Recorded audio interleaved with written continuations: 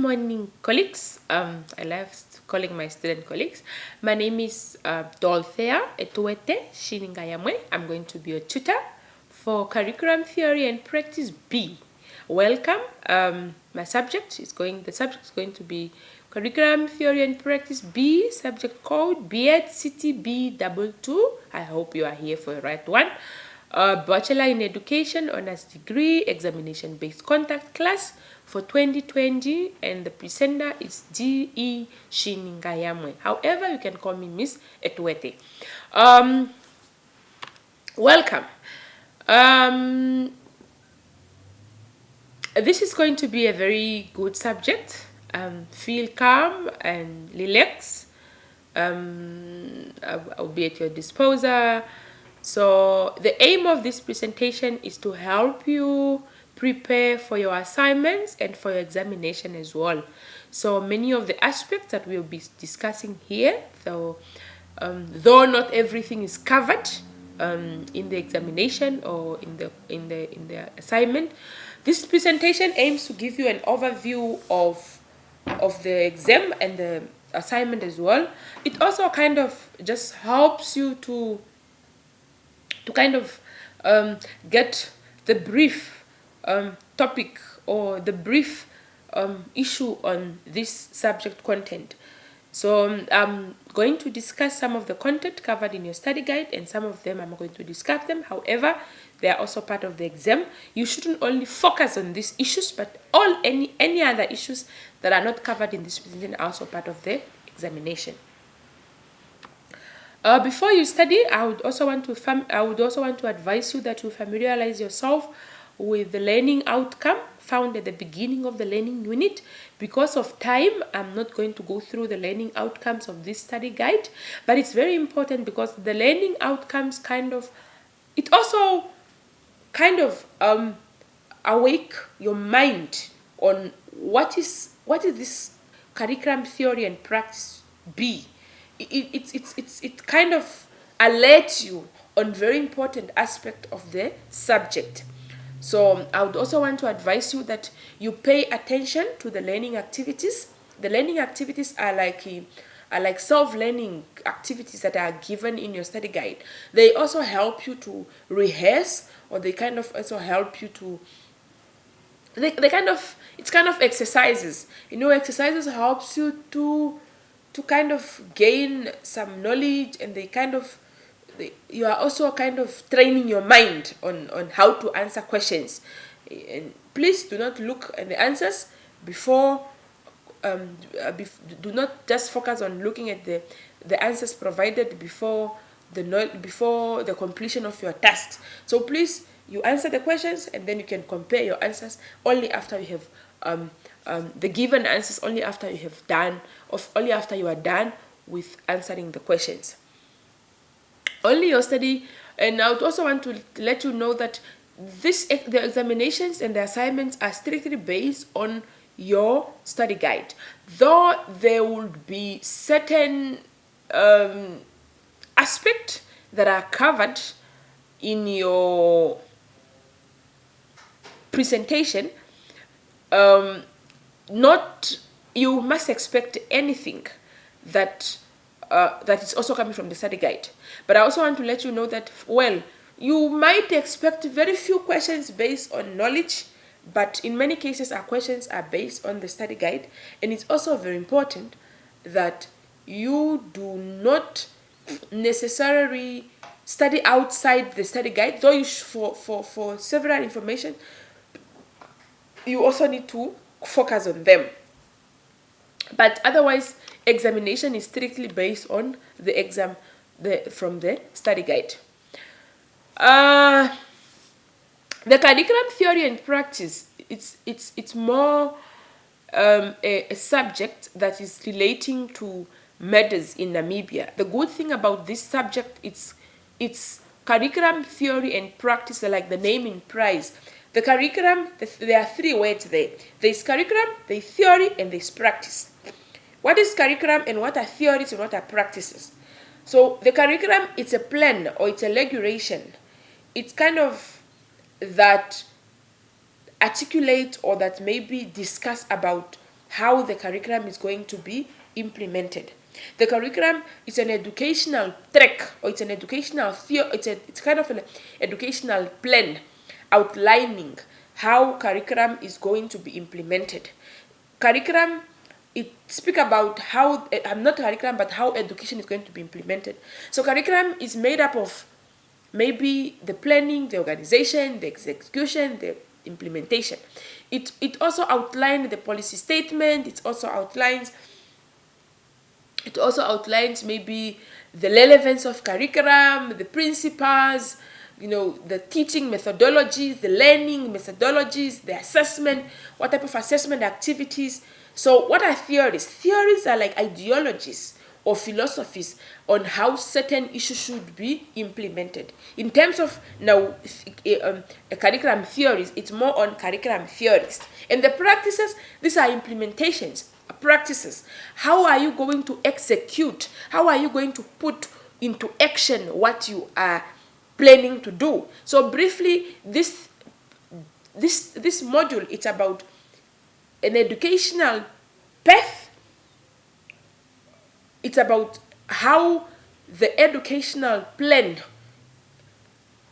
in Namibia is going to be implemented. So it's curriculum theory and practice. It informs you on curriculum-related matters in Namibia and helps to critically scrutinize current issues in the education sector. The very good thing about this subject, it's practical. It's not about just theories that you do not even know how to correlate them or how to apply them. But it's really more about critical issues in Namibia and how we should be able to find solutions to issues to that curriculum development. So without wasting much time, because this is quite going to be a long presentation, I do not want to go through the learning outcomes, but please just go through that. What are some of the learning outcomes of this study guide for this module? Analyze the curriculum implementation, explain the role of educators into the curriculum development and implementation. Please look at them. So who is playing a role at what challenges, who is able to solve them. So, but the good thing is it's about Namibian issues. So every time you look at about the role of educators or the role of the teachers in the curriculum, you look at about, as a teacher, what is my role? What is, in many cases, when we speak about issues, we always relate them to other issues.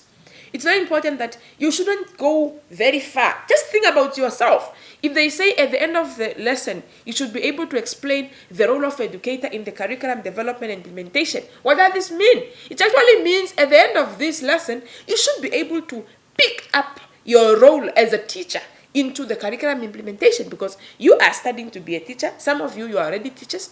What is that you are going to do after the implementation of what is your role? Identify what can you do as a teacher to into the curriculum implementation.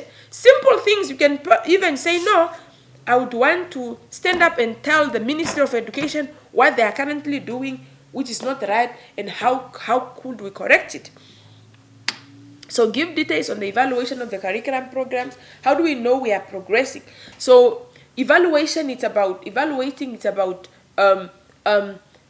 you kind of identify the strengths and the weakness. So I don't want to waste much time on the learning outcomes, but please go through them one by one. I have simplified them, and I have also kind of gave some examples, identify solutions to challenges in the curriculum implementation. So please go through the learning outcomes for you to understand. I don't want to go through them.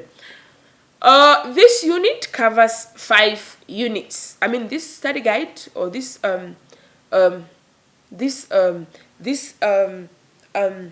module covers 5 units, which slowly introduce you to the analysis of Namibian curriculum implementation, the role of the educator in this process, the models in designing and implementing thinking skills in programs in the upper primary, the evaluation, and the issues affecting the implementation of this program.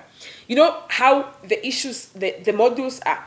Like module 1 introduce you to the analysis of the curriculum implementation. How are we introducing the curriculum? How are we implementing the curriculum? Who is doing what? What is the role of the educator? What is the role of the teacher? What is the role of the parent? What is the role of the learner? What is the role of the principal? It slowly introduces you to issues on the curriculum. And then it comes to the models. The models, what models or what designs are we using in implementing this curriculum in terms of, you see now, thinking skills programs, and how, and then in the other modules, in the other units, comes to evaluation. How do we know that we are progressing well? Why do we evaluate? How are we going to evaluate our curriculums and issues affecting the implementation of the curriculum? So, as I've already mentioned, it's very important that we kind of define the concept of curriculum. I have already said curriculum is more like it's like an educational track that is made up of that kind of discusses issues in terms of teaching, learning, and assessment. One of the most important aspects that curriculum address is the issue of teaching. How is teaching going to take place? Is it going to be face-to-face? It's going to be distance? It's going to be part-time? How is teaching going to take place? Who is going to be the teacher? Is it qualified or unqualified? And the learning. How is learning going to take place? How is learning going to take place? Are the students going to be filled as empty vessels? Are they allowed to share their ideas? How are you going to organize it? So the whole issue of what is a curriculum is actually a regulation. It's an educational track or an educational path that define how curriculum is going to, how education is going to be implemented in terms of teaching, in terms of learning, in terms of assessment, in terms of organizing, in terms of planning. It regulates everything which is going to take place into the whole education, into the education sector. It's very important to teachers and educators because it's a basis for the content. I don't want to go through the presentation one by one. So I just kind of want to give you a brief description on what really curriculum is, because it's about a plan with a vision. It kind of allow us to see what should we do, what shouldn't we do in terms of, as I've already mentioned, the teaching, the learning, and the assessment. Please go through it.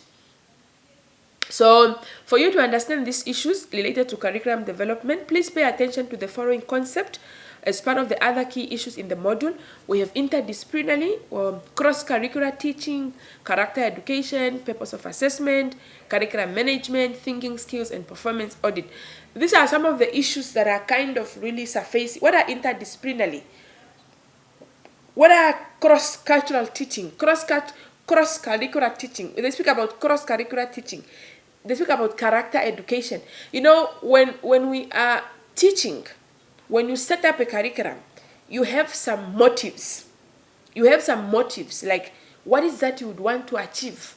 What is that you would want people to know? You know, a curriculum is something that is actually able to groom or to kind of to build a certain group of people. It's able to build a certain number of people. It's able to kind of if you want certain beliefs in a certain way, you could actually set the curriculum in a different way. Like, look at how our curriculum was made prior to independence, before we get independence. I mean, it was designed based on certain aspects that the colonizer would want us to save. If you know, it was made up in a way that there's no democracy. So even when the learners are taught, they are taught in an authoritative manner, and even when they graduate, you make sure that you also have authoritative graduates and democratic graduates. So it's curriculum is a major thing into the education because it actually tells it has a purpose. So like they speak of, it kind of have a purpose, and it can really produce a certain type of a person that would want to produce based on certain beliefs and norms. Without wasting much time, let me quickly take you through certain aspects in certain units. Please go through the key module themes: homeschooling roles, please go through this. I don't want to take them through due to time. In Unit 1, we have the experience and challenges to implementing a home education. Home education is one of the very unpopular terms in Namibia, for instance. What is a home education? A home education is a type, I think previously, before technology kind of came in, we actually had home education where you would really be trained or you would be taught on certain aspects. Remember, home education is just not about reading how to read and write. It's also about other aspects of community issues, maybe respect, maybe dignity, human dignity, maybe responsibilities. Apart from the literacy, there are also other aspects that may surface in home education. So now, what are the challenges of implementing a home education in Namibia?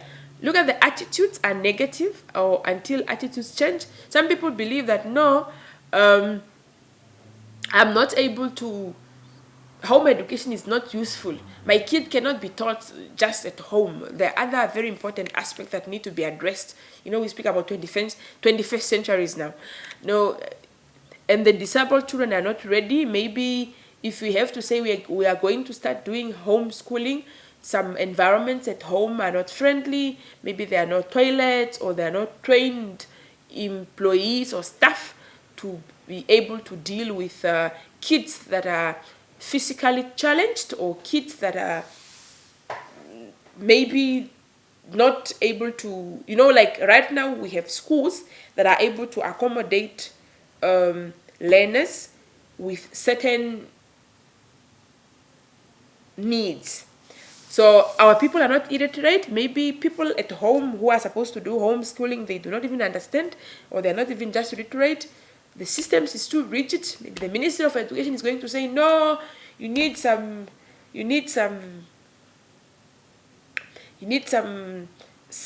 there are some certain policies, or there are some certain elements that you need to qualify for you to be qualified to be called, to qualify as a homeschooling, as a home teacher. So maybe the system will not, maybe they will have some issues that you have to go through, or some requirements or criteria that you have to meet for you to be qualified as a homeschooling.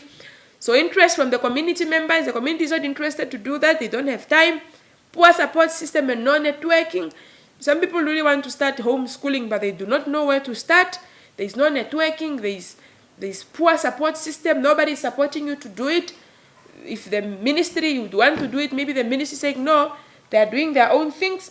So no trained personnel or no transport, distance are too great. Imagine you'd want to do homeschooling in the community, in rural areas, and kids have to travel like 5 kilometers per day to come to your house. No equipment or materials or no policy or legislations.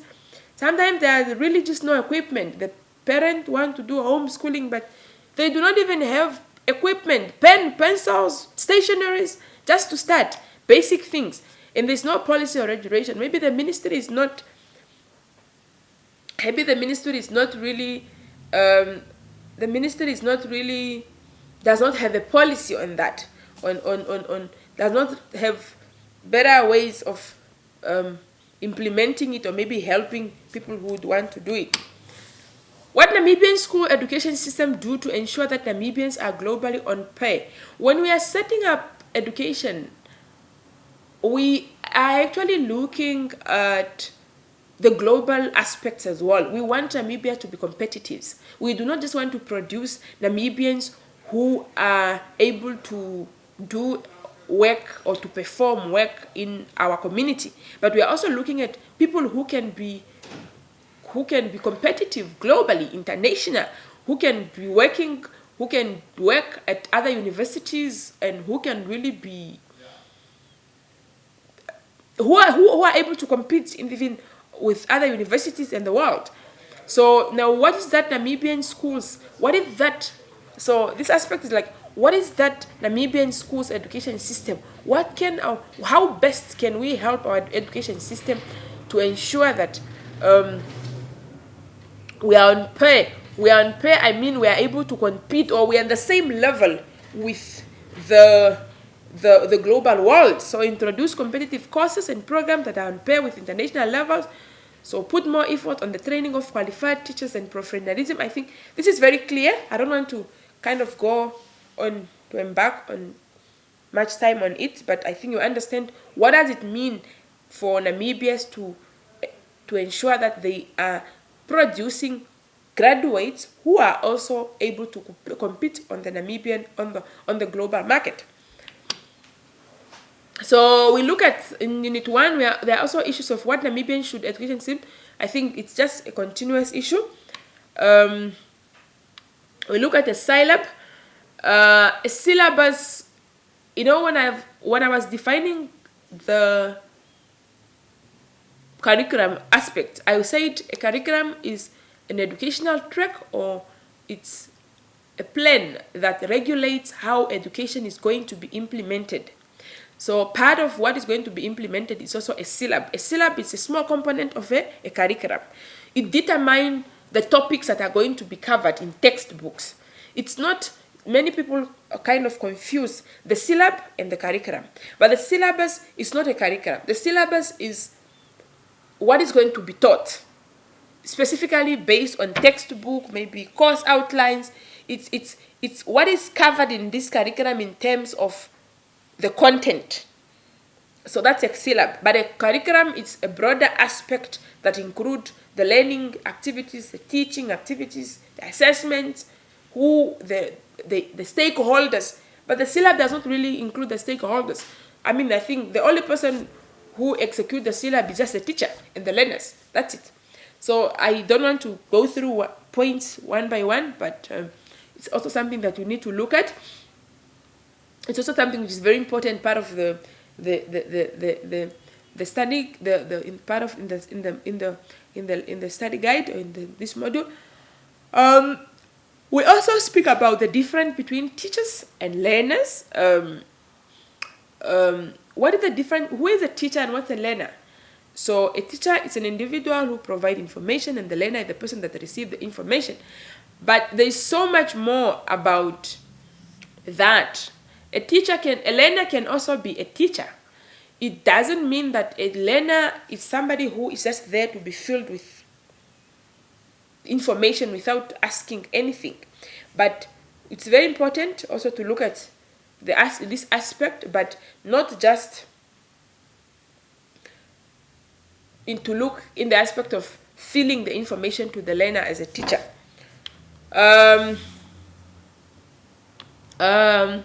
The characteristic of a two-class educator.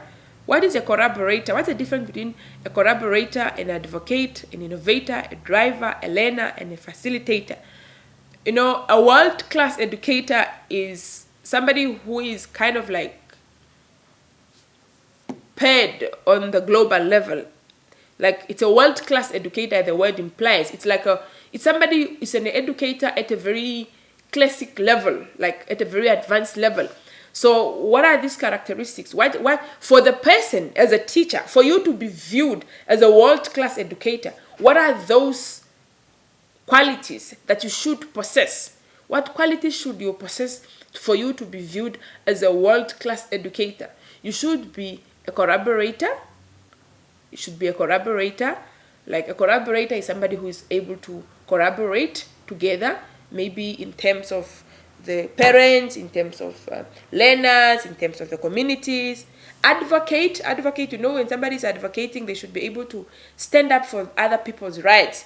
You should be able to stand up for other people's rights, like maybe inclusive education in terms of learners with disability, parents who are not able to afford. You know, advocate is more like you are able to stand for the less privileged persons. You should be able to innovate new ideas, be creative, you know, for you to be viewed as a world-class educator. Like, you should be able to be innovative and very creative. And then a driver is like somebody who is able to drive. You should be able to drive teaching to the next level. You shouldn't just be idle, but you should be able to drive. You know, you take people from the comfort zone and you really will push and you lead. And you should also be able to be a learner, not just being a teacher, but you should also be able to learn. Like, you should be able to learn, be a learner, like you learn every day something new. You should be able to learn. And then a facilitator, you should also be able to be a facilitator in terms of you facilitate the learning process and the teaching processes. The benefit of a reflective practice, we speak in education, we speak about reflective and practice. What does it mean to be reflective? When they say give a reflection of your experience as a teacher, you are should be able to reflect. You kind of give a journal on what is that you were before when you were not a teacher, and what have you learned. You kind of give an overview. You kind of reflect. You think. You critically kind of give an overview of certain aspect. Now, in terms of the education, when you are a world-class educator, you also become kind of a reflective practicer. A reflective practitioner is somebody who is really able to deeply learn. You deeply learn and you deeply reflect and you deeply understand something that you should be able to give the positive and the negative side. You reflect. You reflect. If you look at a mirror gives a reflection of your image. So when you are a reflective practitioner, you should be able to take yourself out of the situation and look at it on a different perspective. When you look at yourself in the mirror like this, you see yourself. So in terms of a reflective person, the benefit of, in terms of a reflective practice, you should be able to take yourself out of the situation, put the situation there, and look at it at a different perspective. If you are a teacher, you should be able to take the image of being a teacher, take out the self of being a teacher, an image from yourself, and reflect it and see, okay, what is that what I do good? What is that I do bad? How best can I improve? What is my weakness? What are my strengths? What are the opportunities? You reflect kind of and really kind of give certain recommendations and other aspects. I don't want to go through them because when you the benefit of being a reflective practice, you should be able to source feedback, understand own beliefs, identify educational needs. Remember when I said it's like a mirror. When you are a reflection practitioner, you are like a mirror. You take out the aspect of being a teacher and you look it on a different perspective, to the point that you are even able to identify your needs. You are able to identify the school needs. You deeply learn. You identify your personal and your, like as I've mentioned, personal and your professional strength and your weakness. You should be able to improve.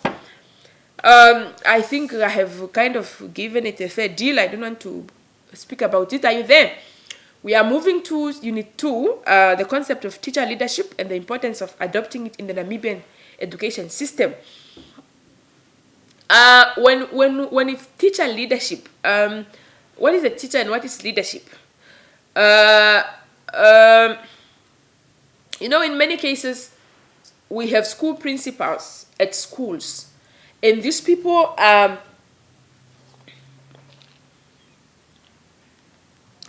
regarded as leaders. But when we speak about teacher leadership, the teacher leadership is more like teachers also become leaders in their own way.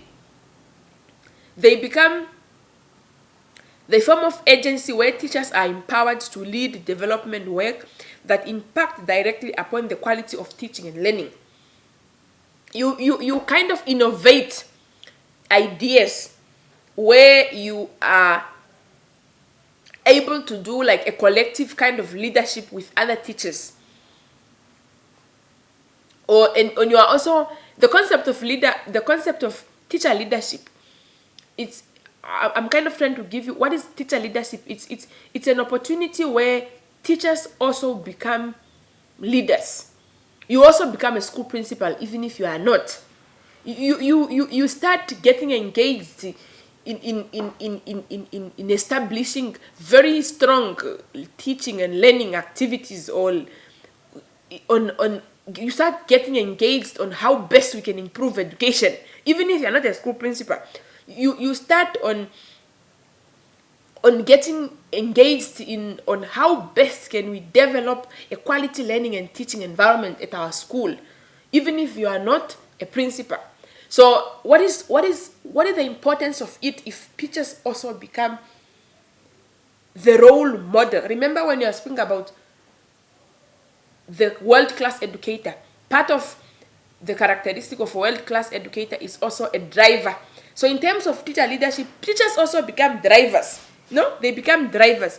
They are very concerned about how best can we do it. So what is the importance of it now? If we have teacher leadership in Namibia, how best will this what is the impact of it in our education system? If teachers become very actively engaged on establishing strong bond, or a strong collective partnership on how best to improve the education system.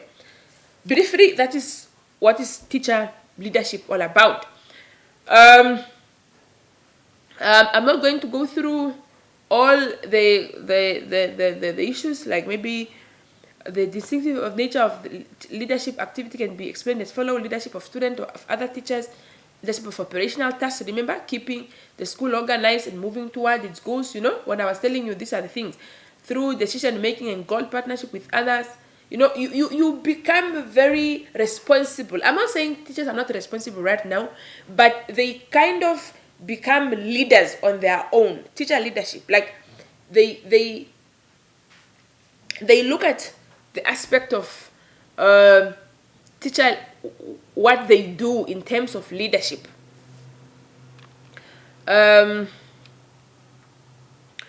The concept of staff appraiser. What is staff appraiser? It's a process of review by teachers, principals, and deputy principals, including other senior teachers, of individuals of competencies, performances, and professional needs. It's a process in which an individual teacher and senior colleague collaborate in evaluating that the teachers work as a professional person. So, some teachers feel that they are not rewarded as they are not rewarded for their work they do, or their works are not recognized, they are not acknowledged as hard work teachers. What they do is that, okay, you have 100% pass at your school, so all they do, they just call you for a constituency. Not a constituency, but they just call you for awarding of trophies in a region, or maybe in a what is this thing are called educational. The word is not coming in my word. Not because we have regional offices, but we also have it's not coming out now. But I think as a teacher, you know what I'm talking about. Before the region, there's another class. It's a class, something like that. So they feel that they are not rewarded.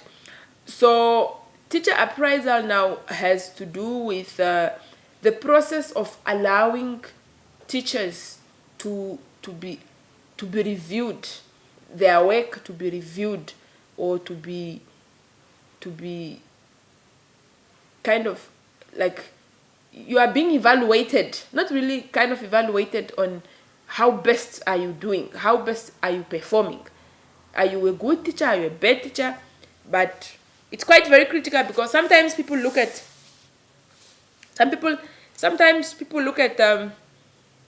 the number of people that you are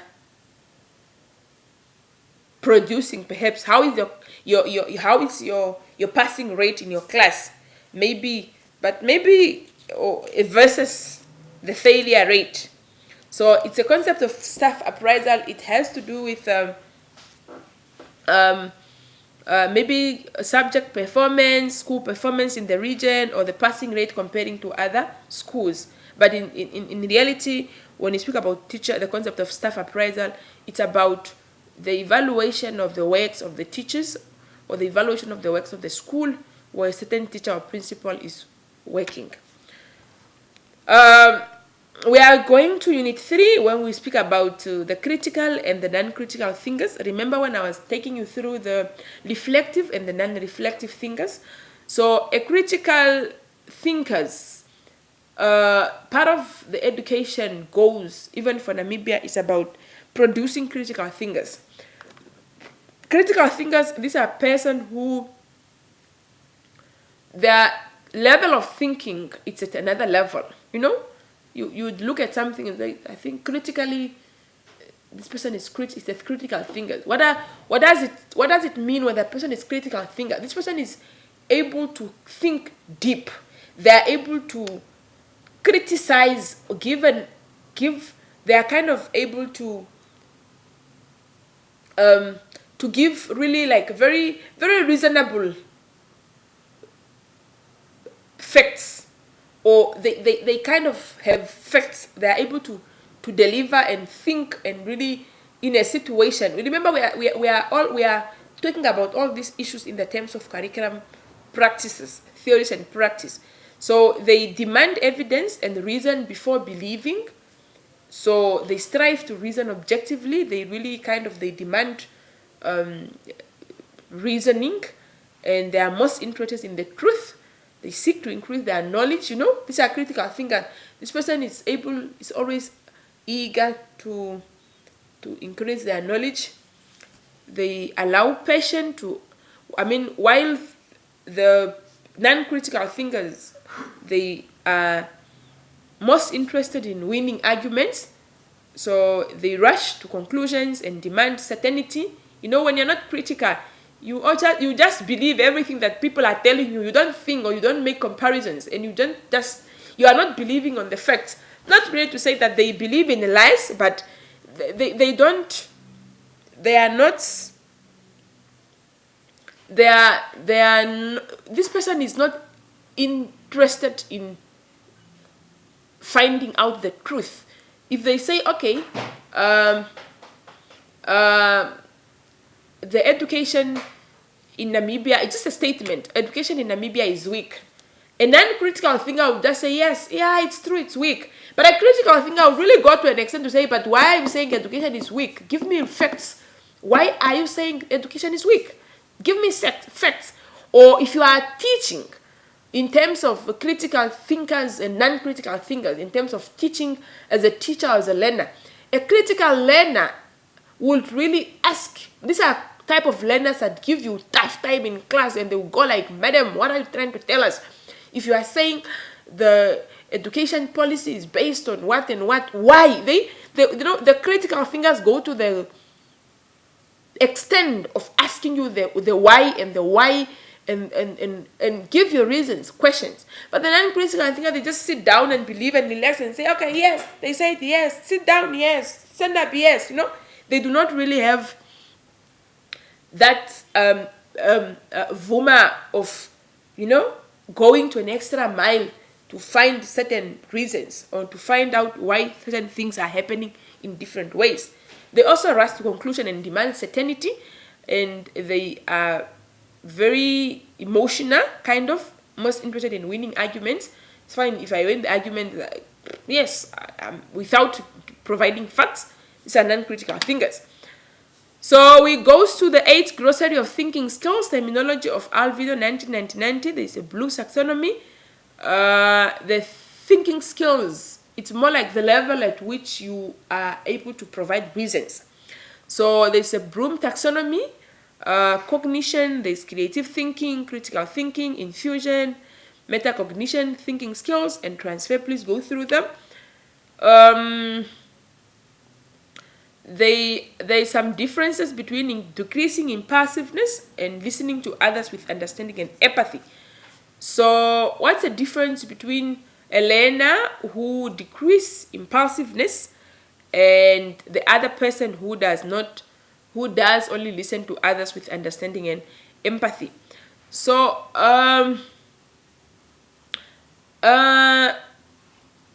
so when you have like, when the person is impassive, it's very impassive. A person who is impassive, they do not, this is also coming back to about critical and non-critical thinkers.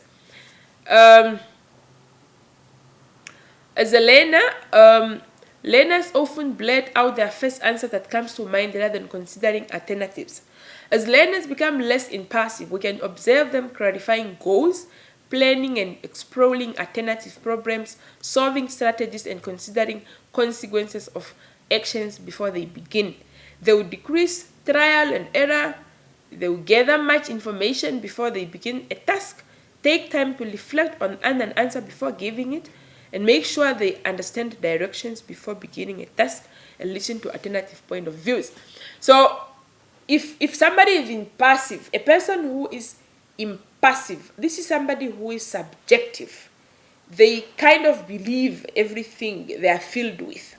But when you are kind of decreasing impassiveness, you are actually moving away from being subjective, but you are moving to becoming objective. So decreasing impassiveness, it's about able to start being a critical thinker. But when you are decreasing it, remember, if you are increasing it, you are going high. But when you are decreasing impassiveness, you are also decreasing to becoming subjective.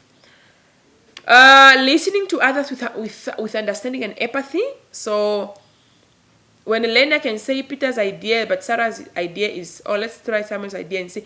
So when you are understanding and having empathy, when you have empathy, you are able to you are kind of trying to put yourself in that person's situation without really not knowing it.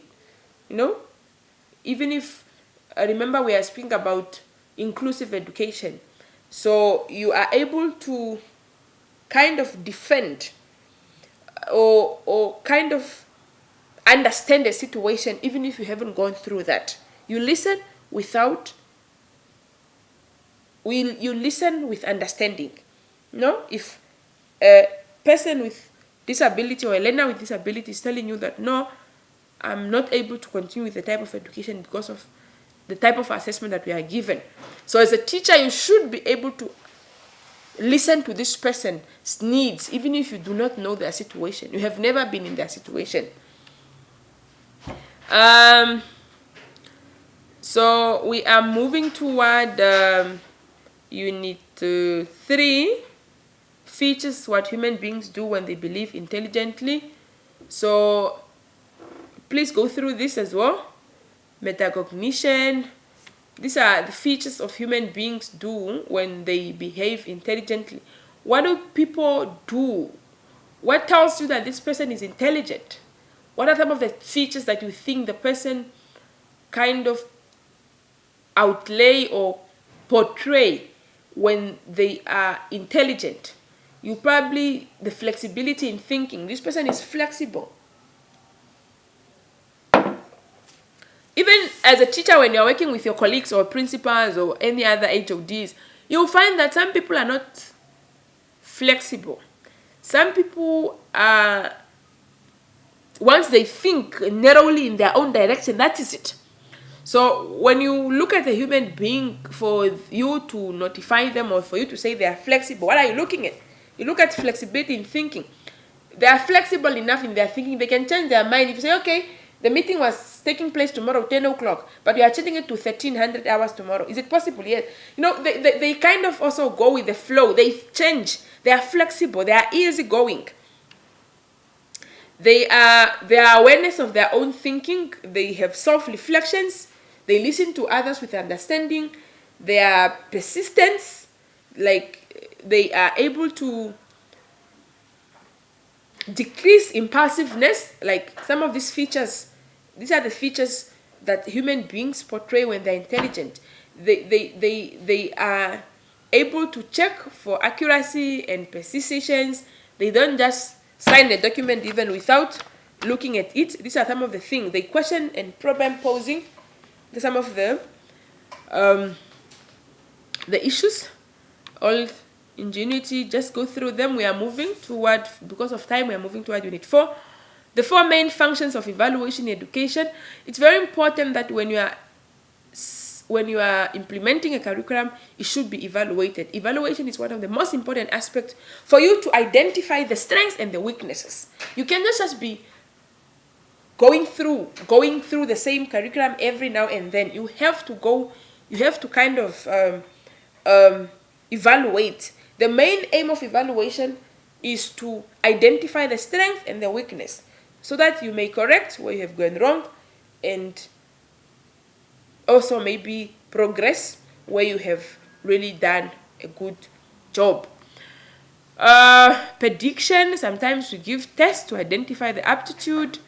Please go through this. 6 technique of evaluation. How do we evaluate now? Remember, when you're talking about evaluation, we are also referring to, in general, evaluating even learners. So how do you evaluate education, or how do you evaluate learners? Questionnaire or checklist. You give learners a checklist to say, how is my performance as a teacher? Observation classes. Maybe you observe classes, how the teachers are teaching. If you hear that a certain school is not performing well, as a school principal or as a teacher, you can observe classes. Systematic reporting. Maybe you allow people to report, to give reports now and then. You interview, you do peer evaluation, you allow your own teachers to evaluate you, or maybe certain teachers at another school to evaluate you. Discussion groups, you discuss, you evaluate through discussions. The types of questions that you cover into your critical incident questionnaire for gathering learners' feedback. The critical incident questionnaires are used when you want to know your performance as a teacher. So now what do you do? So you kind of engage your learners with certain questions. At what moment in class did you feel engaged? So, because this is something that is given to learners by the teacher for him or her to know how is their performance. And remember, we're talking about teachers' evaluation of education. So you engage this type of questions. Look at the questions. At what moment in class did you get engaged? At what moment did you feel most dissent from? I don't want to go through them one by one. So the 8 traits of character education. Remember, when we think about character education, it's one of the most important aspects into curriculum. Education is just not about success. It's just not about producing graduates, but it's also about producing graduates with certain qualities: responsibility, perseverance, caring for their self-discipline, citizenship, honesty, courage, fairness, integrity, patriotism, and respect. So these are some of the aspects that should also kind of come up into education, and they are called character education. A person must be responsible. They must be perseverance. They must be caring and self-disciplined. They must be honesty. They must have courage. They must be fair. They must have integrity. We have so much corruption. For instance, in Namibia, you kind of want to also have graduates, or you also kind of want to empower people with certain characters. They must be patriotism. They must be able to stand for one another, solidarity and respect. The main function of evaluation in education, 4 main functions. So to diagnose, please go through them. Evaluation aims to diagnose, to have explained the meanings, to predict what is going to happen, to grade. So please go through them. And also speaking about the status of teacher education. As a teacher, education should happen at certain levels. So initial training, like maybe this is where a teacher, when the people are training a teacher, certain initial educations are needed. There's induction, there's teacher development. Please go through in what stage, or what are the stages that education of the teacher should happen. Critical learning statement and open-ended question as activity for gathering learners' feedback. I think we have discussed them. Please go through them again. There's also the difference between structural approach and situational approach. These are the structural, as the name implies, the structure and the situational approach, these are kind of approaches that are used into the implementation of a syllabus. So please, due to the time, go through them again. Advantage and disadvantage of corporal punishment on the learners and the learning. What are the advantage and what are the disadvantage of corporal punishment? What benefit do we get when we give corporal punishment to the student and we do not give them? Go through the principle of assessment, how best assessment should be implemented, should be valid and fair, should value the education and training practitioners. Its assessment should be accommodate learners' needs. Please go through them again. We are almost coming to the end of the presentation. I've just given you very brief information on the topics. Apart from the normal presentation of the content, I would also want you to be very critical. By critical, you should be able to pay attention to some other important aspect. The above mentioned themes are not limiting you to study any other topics for the exam. So please read all the units in preparation for the examination and for assignments. Pay attention to all the units in the study guide. Pay attention to all the units, to all the topics that I did not cover in this presentation. They're also going to be part of the examination. So do not study to memorize only without understanding. Questions come in different ways, so try to understand. So pay attention also to the allocation of the mark. If the question says critically discuss the importance and the advantage and the disadvantage of corporal punishment, you give the two sides of the story. You just don't tell me what is critical, what is corporal punishment in 2 words. I'm going to give you 2 of over 12. So look at the allocation of the verbs, the marks, and look at the verbs as well. If it's discuss, you discuss. If explain, you explain. If you say mention, you mention. Don't write too much information. If you wrote 20, if the question carries 6 marks, and you are giving me 20 marks, I'm not going to increase the marks. I'm only giving you 6. Please, it's very important. Write clearly. Clearly, some handwritings are like for doctors. Please. Let's write clearly. Even if you do not understand, just write clearly. Provide practical examples to earn more marks. You need a lot of practical examples to earn more marks because demonstrates to me that you understand. Give me practical examples. I do not mind if you write too much, but some of the things are based on practical examples.